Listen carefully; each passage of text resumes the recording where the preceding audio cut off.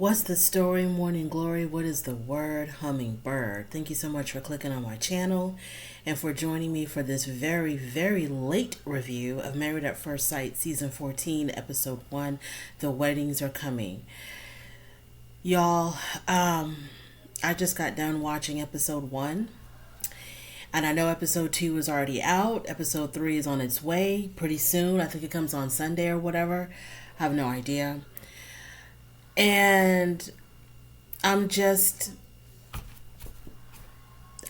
even know what the word is. I'm just shocked and amazed at what lengths these networks will go through for ratings. Because these people are broken. These people are absolutely broken. For the exception of maybe two people, these people have a lot of issues.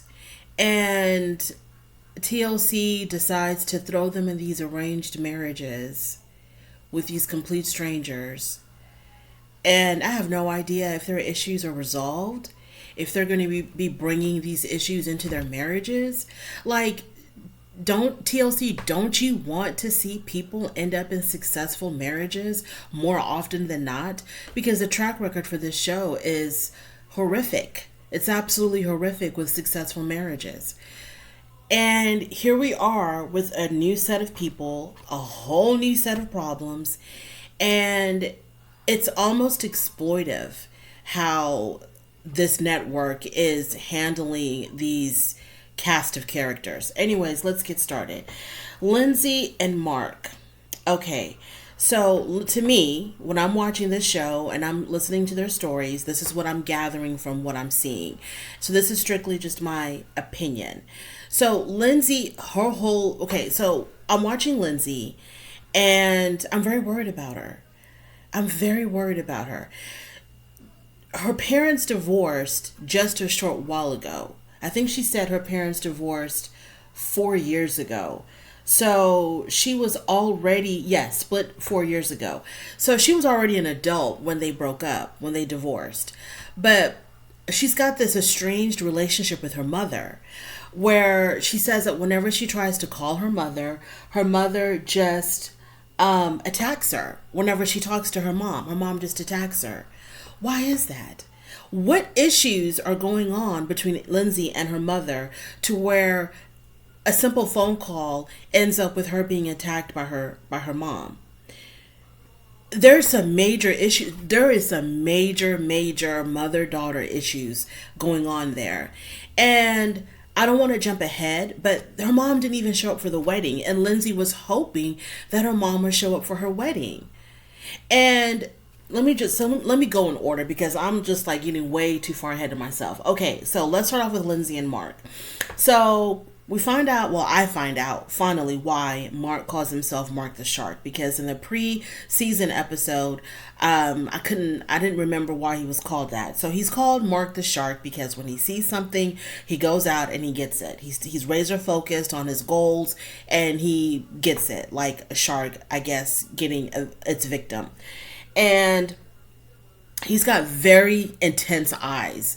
His eyes are extremely intense. Like those are the kind of eyes, like when you go to sleep at night, those eyes are like staring at you in the darkness of your room. His eyes are extremely intense. And let me tell y'all what the hell Mark has gone through. His father dies of cancer in 2019, and it was a very quick progression of the disease. And I think from diagnosis to death, I think it was 5 months. So can you imagine what he went through, what Mark went through? When you're dealing with, especially he's an only child. And so he's very, very close with his parents because he doesn't have any siblings. He's very close with his parents. And can you imagine what that must have been for him to see your father diagnosed and then just rapidly decline, and then he's dead 5 months later? And this was just in 2019. And this was probably filmed 2020, 2021, I'm not sure. But like, okay, did he go through the proper Did he get the proper counseling? Not to say that everybody needs counseling when someone in their family dies, but this was rapid. My heart went out to him when I heard that, to watch your parent go through something like that so quickly and then they're dead in 5 months. It's just awful. It's just awful. His grandmother now has dementia. He said that his grandmother doesn't even remember who he is. And his mother's in a rehab. And I don't understand what the situation was with his mother. I'm pretty sure as the show goes on, we'll find out more. But his mother is in some type of a rehab facility. I don't think it's any type of substance abuse. I think it's for physical care. So I don't really know. Obviously, I don't know what her issue is. But she's in rehab. And he's dealing with that. He's dealing with a grandmother with dementia, a mother who's in rehab, who's very limited probably with their mobility, and a father who died of cancer in 2019. But he's ready to get married to a complete stranger. So Lindsay, she's the wild card, and that she is. She's very close to her father and her brother. Like I said before, her parents divorced 4 years ago. She has a very complicated relationship with her mother. She says whenever she calls her mother attacks her. And she says her blood type is B positive, and that's how she handles her life, by being positive, be positive. It seems like she probably has other ways of also, dealing with life. Ways that may come in a bottle. Olajuwon, 29 years old. He's the ex-playboy. This is the title that the show is giving him, ex-playboy. One thing about Olajuwon that I like his tattoos. His tattoos are really, really nice. I like his tattoos. His dad died when he was 16 years old, which is like, for anybody, when their parent dies, it's difficult enough.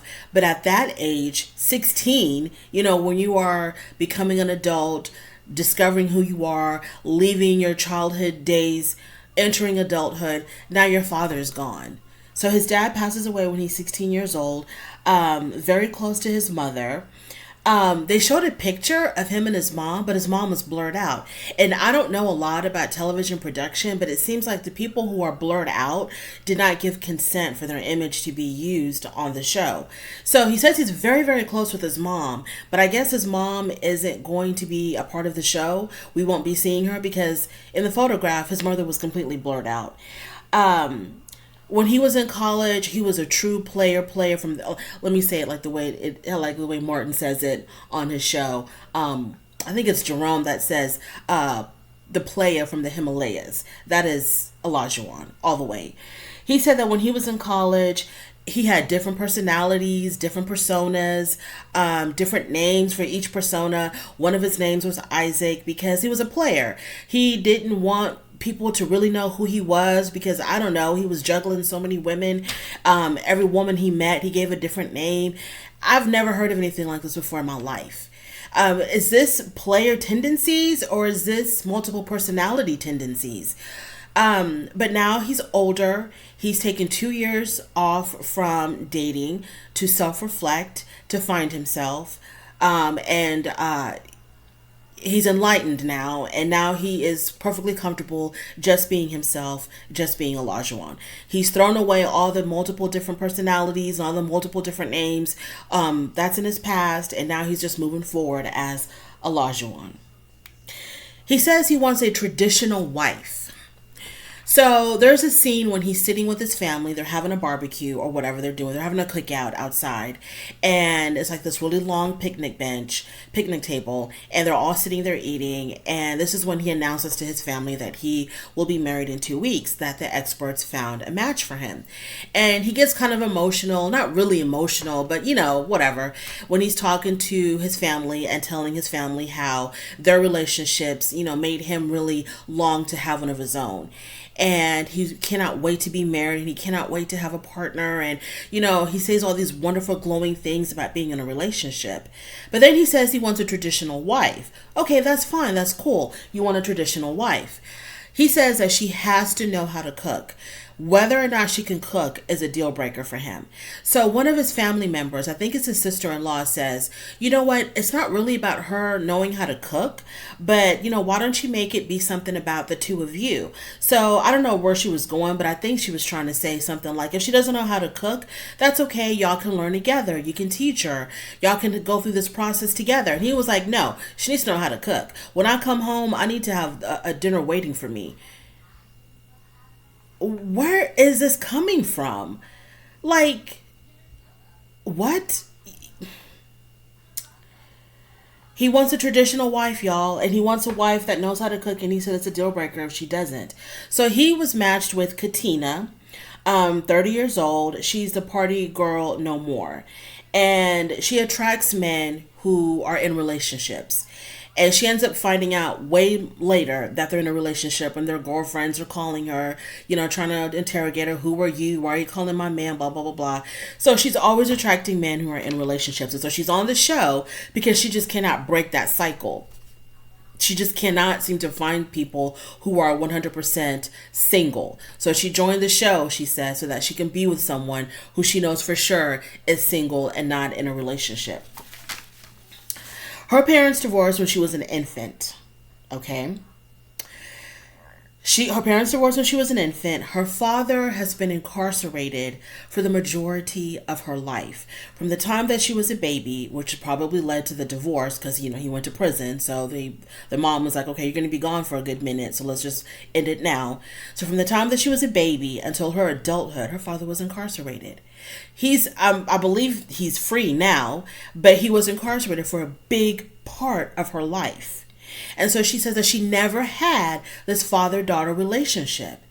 So I don't know if she's dealt with this, if she went through counseling to deal with these issues, but I guess, she's ready to jump into a relationship with a complete stranger, with a man who wants a very traditional wife who's going to expect her to clean and cook and pop out babies. So this is the best thing for her. So, yeah. This, to me, kind of has disaster written all over it. And the experts didn't see this. Did they not know that this man really wanted a very traditional wife, and this woman, but maybe she's traditional. Maybe that's what she likes to do. Maybe she's that kind of girl. I don't know. But what I'm more concerned with is, has she dealt with her father issues? Not having a father in her life, having a father that's been incarcerated for the majority of her life. Does she have a positive father figure in her life? Like an uncle, a stepfather, an older brother. That's what I'm more concerned about. Because if those issues are not resolved, how do we know those issues are not going to influence or somehow, affect her marriage in some way? Is she going to be looking for a father figure in her husband? Is she going to be resentful towards her husband because her father wasn't there for her? These are some major, major issues these people are having. And I cannot believe that they're being put on this show to be in these arranged marriages. Let's move on. So, but one thing I can say about Katina, the girl is beautiful. She is so beautiful to me. She's very, very pretty. Moving on, Steve, 38, Mr. Free Spirit, and Mr. Unemployed. Let's not forget that. Mr. Free Spirit, let's call him Mr. Unemployed. Let's call it what it is. Let's call a thing, Married at First Sight. So, he's laid off because he worked for he was an engineering salesman or something like that. The company had a huge layoff. So, he decided that he didn't want to live in the cold climate anymore. So he left Boston. He traveled all along the East Coast. He made his way down to Florida, had this crazy wild adventure, whatever, going through all these different states. And now he's at a point in his life where he just really wants to enjoy his life.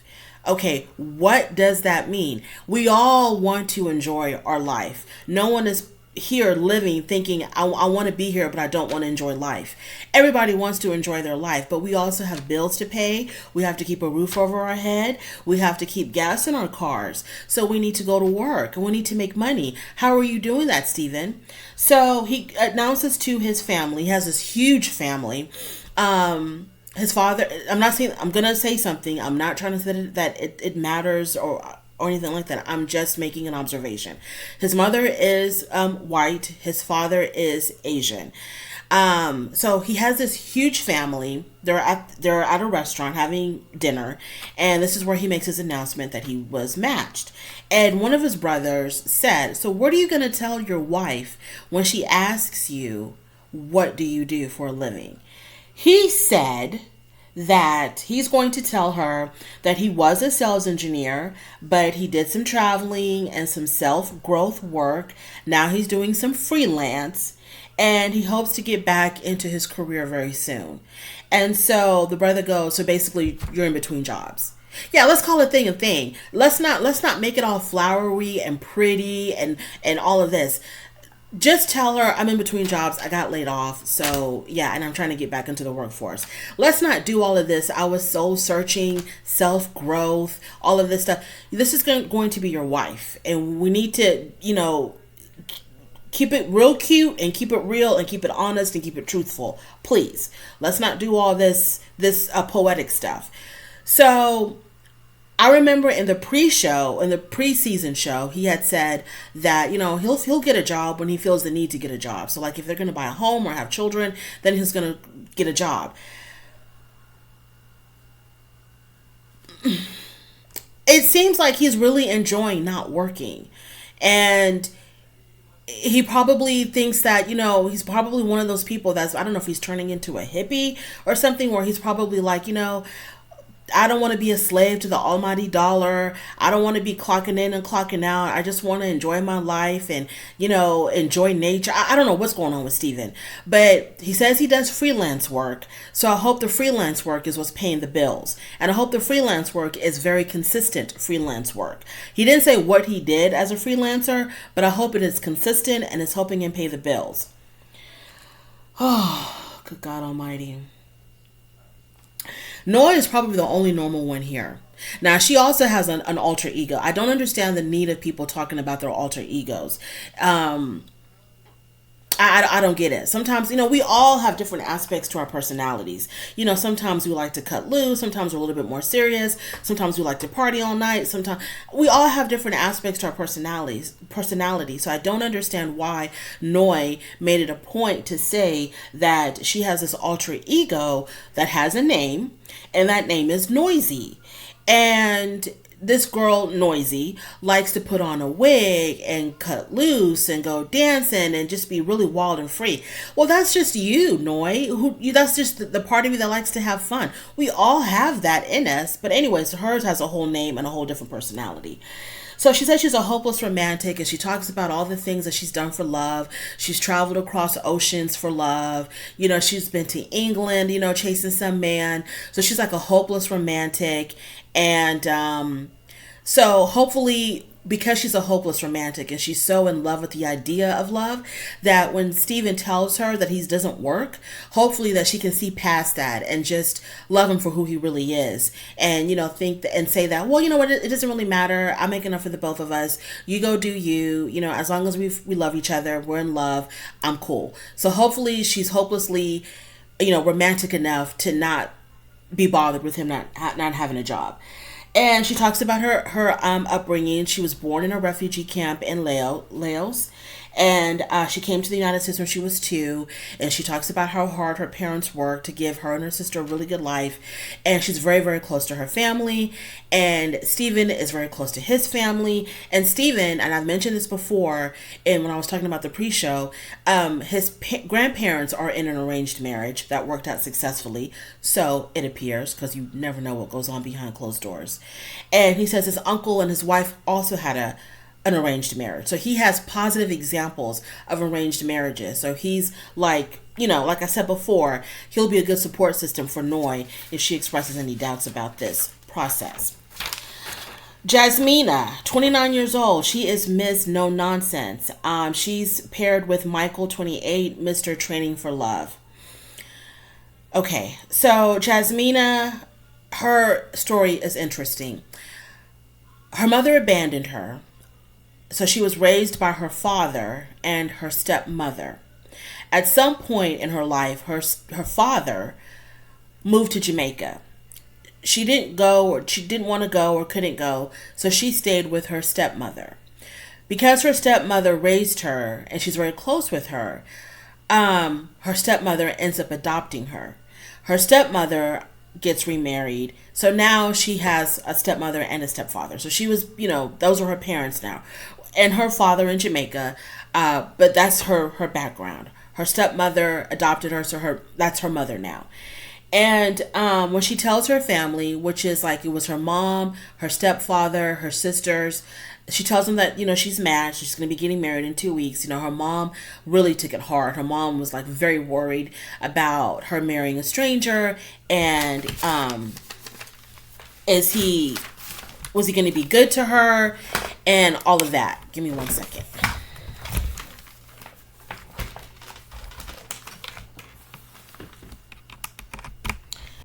Sorry, y'all. I wasn't even connected. So her mother is very worried about her getting married to a stranger. Is this man going to treat her right? Is this the right decision? Her mom is crying, and it's all understandable. And so she's very close with her family, very, very close, very tight knit family. So okay, so let me see. So that's her story. And it's funny that that's just it's her mother, but not biologically, but she looks like her. To me, they looked a lot alike, even though they were not genetically related. And then we move on to Michael, 28 years old, Mr. Training for Love. I have no idea why they call him that, what that means.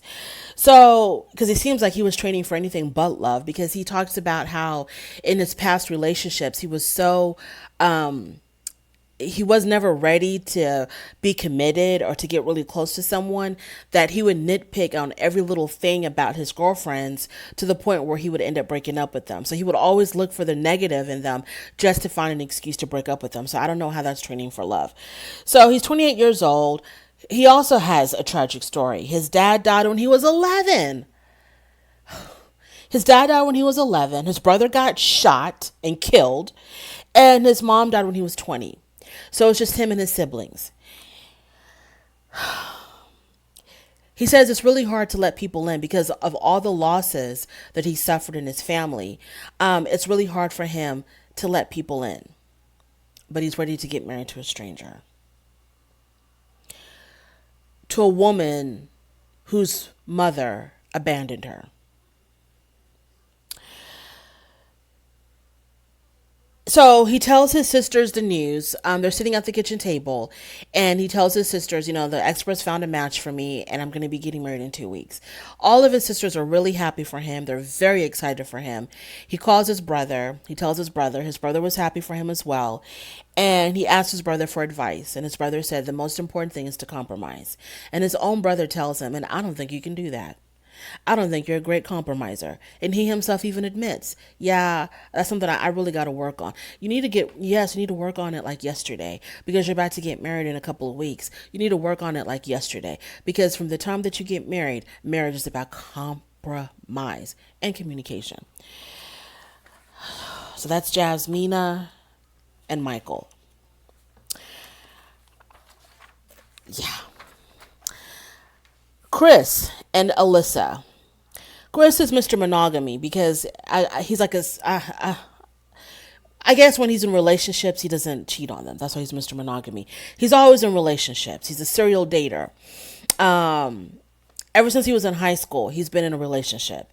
And but he just doesn't know how to keep the flame going after 6 months to a year. It all fizzles out. So he doesn't know how to keep a long-lasting relationship.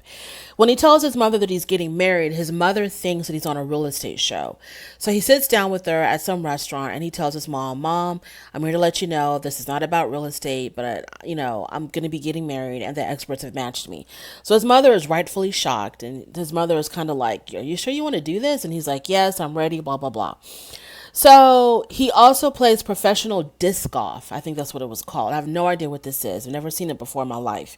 Where you throw a disc into some type of like a hoop or something. I have no idea. You throw like a frisbee into a basket. So it's like golf and frisbee mixed in. I don't know what was going on. And he is the president of the disc golf club in his town. He was raised by a single parent. I don't know what happened to his father. And he would date for superficial reasons. He says he would meet girls who were pretty, ask them out, go on a date, start a relationship. 6 months later, they're both bored out of their mind, or it didn't work out. He ends up breaking up with them. So okay, fine. So then Alyssa, she's 30 years old. She's looking for her forever home.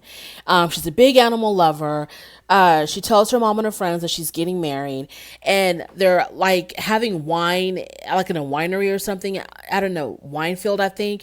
And she comes there and she sits down and she tells them, that she got matched and she's getting married. And her friends are shocked. And one of her friends is like, "Wait, what?" And she's like, "Yeah, we're getting married." And her friend was like, "Oh, I'm getting married?" And she's like, "No, I'm getting married, not you. I'm getting married." Her friend was so lost in the sauce. It was funny. And so she tells her friends, and Alyssa said that if her mom was not on board with this idea, she wouldn't do it. But her mom was on board with it, and her mom was okay with it. So she's, moving forward with it. And she says that her deal breaker is if her husband does not like dogs. Her husband has to like dogs. Otherwise, she's out, because she's a big animal lover. So then we have the meetups. All the brides meet together. All the grooms meet together. So Lindsay, she stole the show. She is the life of the party. Lindsay said that she was not particular about the looks department. She told the experts, "I don't care what he looks like. I don't care what race, height, none of that matters to me. Only thing I care about, I don't want him to have a belly, and I don't want him to have little small baby teeth." Those were her deal breakers. I don't know if this woman wants to be a stand-up comedian, because Lindsay is always on. People like this are very exhausting, because sometimes, I'm more laid back and I'm more serious. And when I'm around someone that's always on, it's like joke after joke after joke after joke. It gets a little exhausting. And she got a little bit exhausting. And everybody around her was always saying, "Lindsay's a lot. She's a lot to handle. Her husband better be ready." So, Lindsay, when the other women were talking about their mothers, their mothers coming to the wedding, or whatever they were saying about their moms, Lindsay got really emotional and she started crying. And she said that, her relationship with her mom is estranged, and she doesn't even know if her mom is going to come to her wedding. And then Jasmina tells her, "Well, I don't have a relationship with my biological mother either. I was raised by my stepmother who adopted me. So, I feel your pain. I get what you're saying." And so then they talk about, who do they think is going to consummate the marriage first? So Lindsay said it's definitely not going to be her. No, the question was, who was going to consummate the marriage on their first night? Lindsay said it definitely wasn't going to be her. They all basically were like, they were kind of like, I don't remember what Jasmine or Katina said. I think Alyssa said no. She looked like somebody who would say no. And then Noi, she was the only one that said, "Hey, if the mood is right, I'm gonna go for it. If the feelings were there and we're attracted to each other, I'm gonna go for it." So now it's time to go look for the wedding attire. Once again, let's talk about Lindsay. She just broke up with her fiance the year before. And this was like 5 days before their wedding, he broke up with her. So I'm just like, Lindsay, have you dealt with that? Have you really seriously dealt with that? I'm assuming that she has, because she's on this show. She's ready to move on. So she's trying on all these different dresses. Mark says that, because he had tried out for the show 4 years before, when Married at First Sight was in Boston previously. He didn't make it, but if he would have made it, he said that his mother would have been able to attend, his father would have still been alive and he would have been able to attend, and his grandmother would have been able to attend. So it's really bittersweet for him that yes, he did make the show this time, but no one is going to be there for him, just his friends. It's really sad, y'all. The show is so sad. Oh my God. Michael is trying on his suit. He wants a burgundy suit. Michael, to me, is very intense. Like, he's very serious. He does have a sense of humor, but for the most part, Michael, to me, is intense. And I hope that it's going to work out with him and Jasmina. But Michael, to me, is very intense. Jasmina's family, they're very emotional at the dress fitting. Her mother starts crying when she tries on her dresses. And Mike, when he's fitting for his suit, he tells his sisters that, it's sad for him because He thought that his mother, every time, whenever he imagined his wedding, he always imagined his mother and his grandmother being there. So it's really hard for him that those two people won't be at his wedding. Let's move on to the Bachelor and Bachelorette parties. So the girls keep talking about how Lindsay's a lot. Okay. Yeah, she's a lot. And they say that she really needs a husband who's going to be able to handle all of that.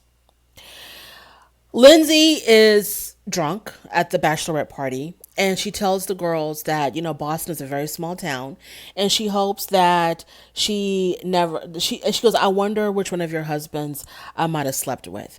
She tells this to her fellow brides, and they're looking at her like, what? Olajuwon at the bachelorette party, he is putting his back into it, y'all. He is having a great time at the bachelorette party. Mr. Player from the Himalayas is having a great time at the bachelorette party. Katina says to her at her bachelorette party, Katina is matched up with Olajuwon. Katina says, because the question came up on toys. And somebody asked, I think it was Lindsay that asked Katina if she uses toys or whatever. And Katina was like, nope, that is not my thing. That is not what I do. No, I don't. And she says, I'm not, my freak level is low. I'm not a freak. I'm not into any of that freaky stuff.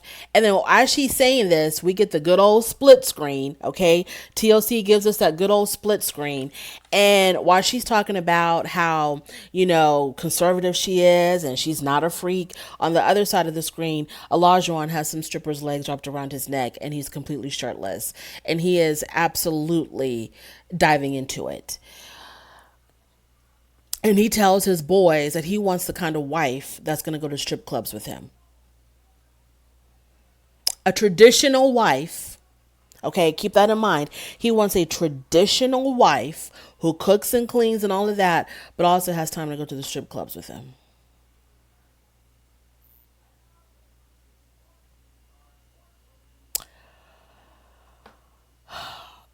Is Married at First Sight, is this a joke?